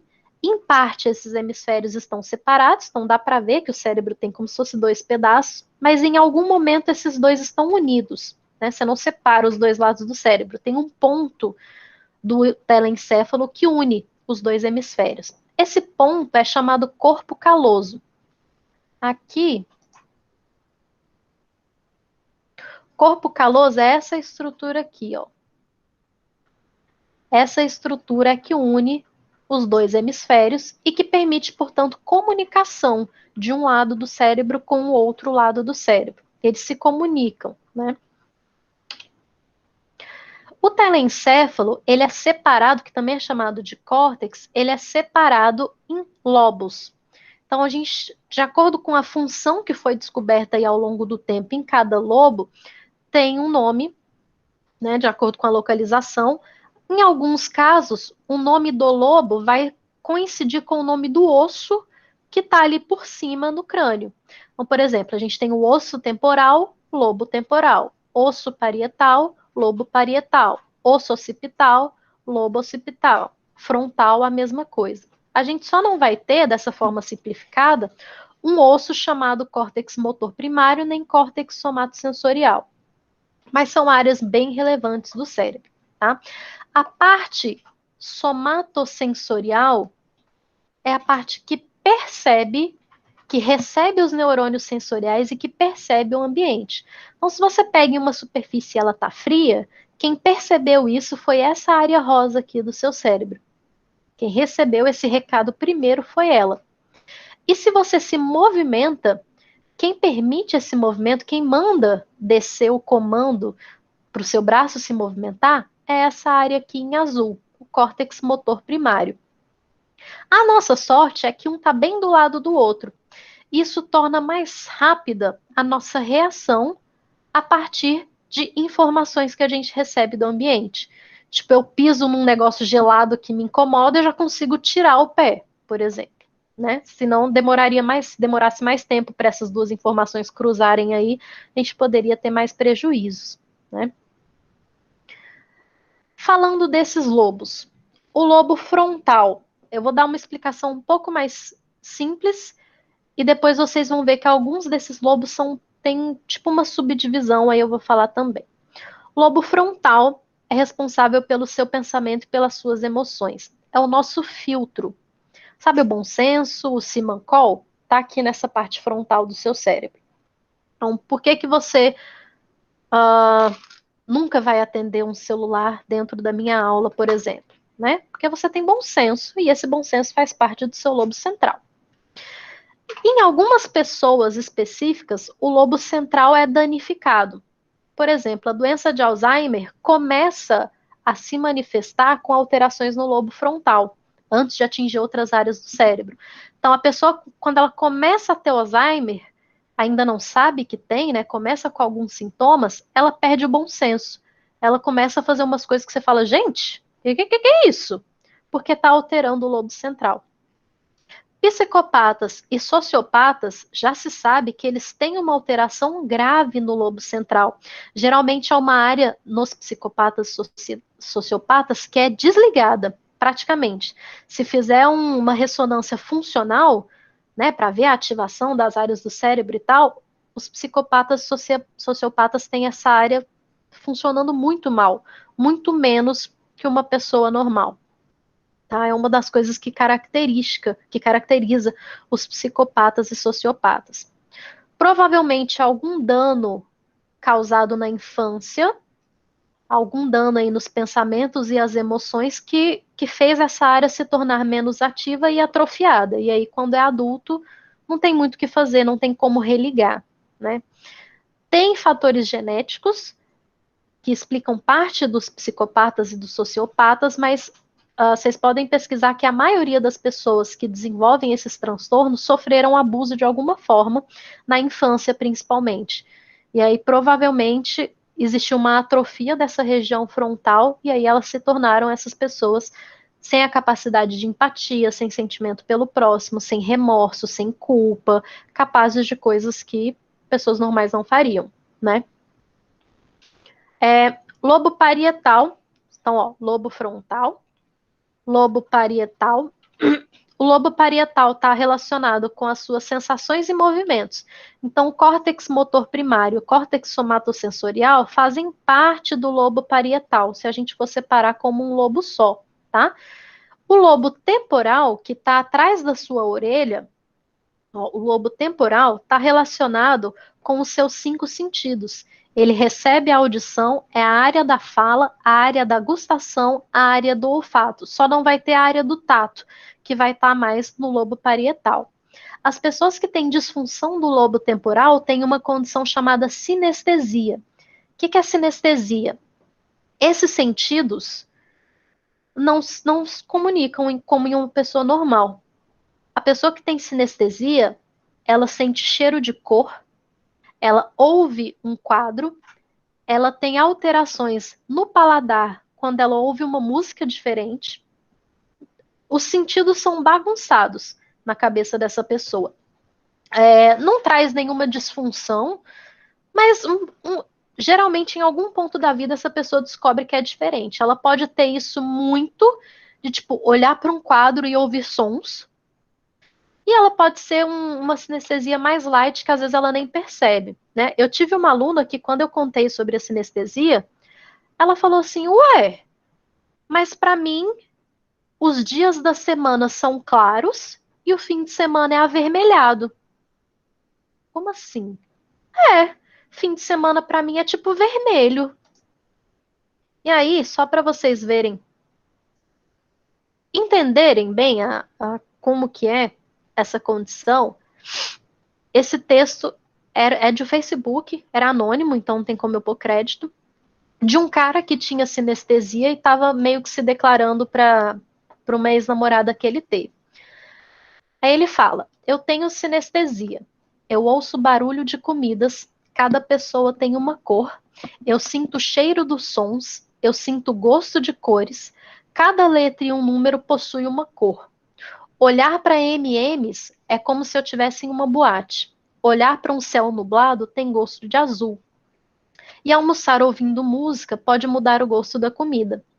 Cada pessoa era exatamente igual, verdes, azuis ou laranjas, com vozes das mesmas cores e que me faziam lembrar de 1000 coisas e passarem 1000 imagens e vídeos na minha cabeça. Como eu soube que ela era a pessoa certa para mim? Ela era a única pessoa rosa que eu já conheci em toda a minha vida. Era a única pessoa que eu não ouvia a cor da voz. Vinham aquelas cenas em minha cabeça, os tiques saíam, o humor estabilizava. Quando eu estava com ela, tudo que passava na minha mente era ela. A única pessoa que tinha cheiro de manhã de frio. É bem poético da forma que ela colocou, mas é uma bagunça no cérebro da pessoa, né? Apesar de não causar grande disfunção, a pessoa não deixa de viver nada por isso. Enfim, é uma condição que existe. O lobo occipital, que é o que está acima do seu cerebelo, na sua nuca, que é o lobo occipital, é o responsável pela visão. Então, por mais que a luz chegue nos seus olhos, essa luz passa pelo nervo óptico e chega no lobo occipital. Aí sim você consegue processar essas luzes que você recebeu em imagens. E aí você consegue ver. Córtex sensorial, que é esse rosinha aqui. Associação sensorial, ligação com o tálamo. O córtex pré-frontal, então é antes do frontal, ainda existe uma subdivisão. Também está relacionado com planejamento e tomada de decisão. O controle inibitório é justamente esse filtro, esse bom senso que te inibe de fazer determinadas coisas. Também está relacionado com atenção e memória.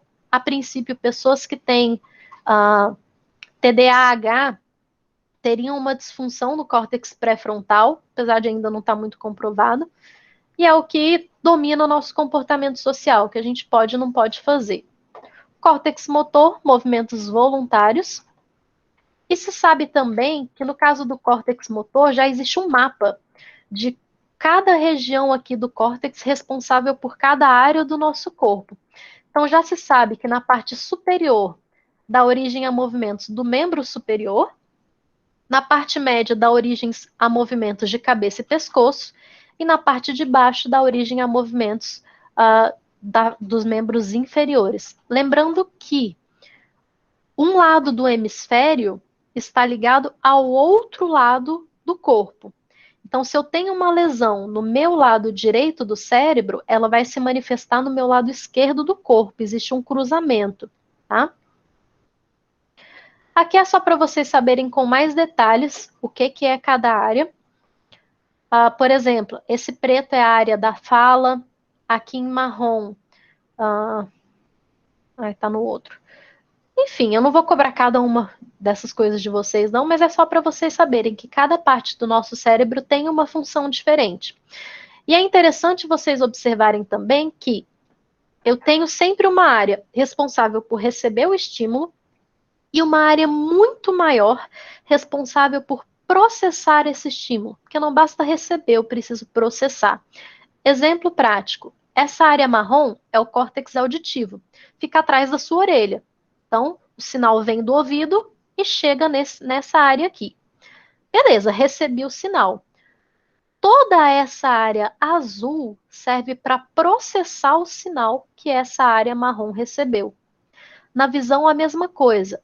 Eu enxergo nessa área verde feio aqui, mas eu processo a visão nessa área laranja, que é bem maior do que essa área verde. Alguém falou comigo? Cara, a bipolaridade, ela vai atingir o córtex pré-frontal e frontal. Então, o bipolar, quando ele está em surto, né, a gente chama mania, quando ele está em mania. Ele é impulsivo, ele não pensa antes de agir, e é impossível de todas as formas, assim, para fazer compra, para fazer sexo, para gastar dinheiro. Então, tem muito essa área pré-frontal. E também está relacionada ao equilíbrio dos neurotransmissores. Atinge mais de uma área, entendeu? Nessas doenças psiquiátricas, geralmente não existe só esse pedacinho aqui. Não existe, esse é o ponto da bipolaridade, esse é o ponto do transtorno narcisista. Não, é espalhado, entendeu? Acaba que atinge mais de uma área e nessa conexão de uma área com a outra é que a conexão não está muito bem. Ou por falta, ou por trauma, na infância, no caso do transtorno de personalidade narcisista, por exemplo, ou por disfunção dos neurotransmissores, que pode ter um fator genético. A bipolaridade geralmente tem fator genético envolvido, por exemplo. A esquizofrenia costuma ter fator genético também. Por exemplo, a esquizofrenia, a pessoa pode ver alucinação, ver coisa que não existe, aí seria a área de processamento visual. Ela pode ouvir vozes que não existem, então a área de processamento auditivo. Tá vendo como pode ser mais de uma área envolvida? Então não é nenhuma dessas doenças tem uma área só envolvida. Tem algum, o todo está em desequilíbrio, tá? No caso da bipolaridade, está muito relacionado com a falta de um mineral chamado lítio. Um dos tratamentos para bipolaridade é lítio, tomar lítio, que costuma reorganizar os circuitos aí.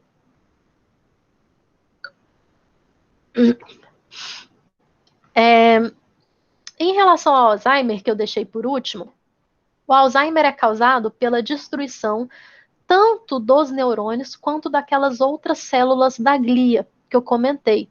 Né? Existem proteínas, são chamadas essas placas amiloides, que não deviam estar ali e começam a digerir, destruir a massa cerebral, o tecido cerebral. Aí vai neurônio, vai tudo que tiver ali vai ser destruído. Só para vocês verem uma comparação de um cérebro com Alzheimer, como ele tem menos tecido, e um cérebro normal.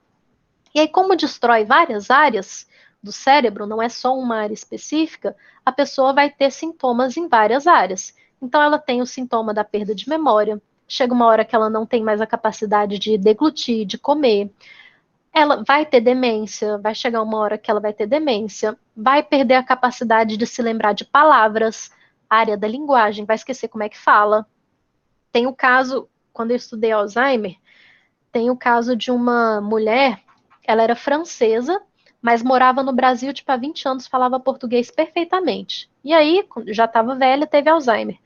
Chegou num ponto que ela esqueceu como falar português. Ela deixou de falar português, ela não conseguia, ela só falava francês. Porque o Alzheimer é a perda, não é só a perda de memória, mas uma das principais coisas é a perda de memória. E você vai perdendo cronologicamente a memória mais recente até chegar nas memórias mais antigas. Então é cronológico mesmo, só que de trás para frente, né? E aí a mulher esqueceu como é que falava a segunda língua dela, ela só lembrava lá da primeira, né? Para vocês verem um cérebro normal e um cérebro com Alzheimer. Olha como ele tem menos tecido. E menos tecido é menos tudo. Menos neurônio, menos conexão, menos neurotransmissor. É um cérebro que tá morrendo. Diferente do Parkinson, que não mata, o Alzheimer mata, tá? O Parkinson, a pessoa morre por outros motivos. Chega uma hora que ela não respira direito, aí vem pneumonia, vem depressão, morre. Às vezes pode morrer bem velho, assim, pode viver muito com o Parkinson se for bem tratado. E o Alzheimer não. O Alzheimer, a doença em si, ela pode matar, porque chega uma hora que ela atinge as áreas vitais. Então é como se o coração esquecesse de bater uma hora, como se o diafragma esquecesse como é que ele faz para botar ar nos pulmões. Então não é só esquecer o rosto das pessoas, é o corpo vai esquecendo como ele funciona também. E aí, por último, a pessoa morre, infelizmente, tá? Vou encerrar por aqui, porque, né? Já são 9h40, eu tô sem voz. Deixo uma dica para vocês, para quem ainda não assistiu, busque assistir esse filme divertidamente. Ele traz de uma forma muito bem didática, assim, bem fácil, como o nosso cérebro funciona, principalmente essa parte das emoções e da memória, tá? E aí, na nossa próxima aula, a gente fala de sistema nervoso periférico. Eu vou terminar de falar do sistema nervoso central, porque eu vou falar de medula, e vou falar dos nervos, que é o sistema nervoso periférico. Tá bom, crianças? E a gente encerra por hoje. Esse sistema nervoso é bem pesado, é muita coisa, acho que Tchau, tia! já deu.